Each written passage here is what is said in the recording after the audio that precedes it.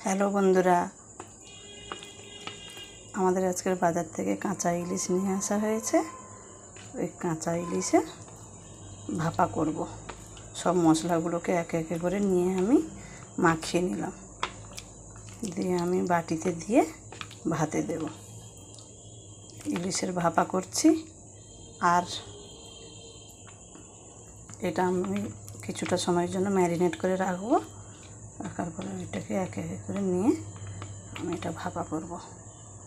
তোমরা কে কে ইলিশ ভাপা খেতে ভালোবাসো আমাকে কমেন্ট করে জানাবে। ইলিশের ভাপা আর ইলিশ মাছের মাথা দিয়ে বাঁধাকপির চচ্চড়ি।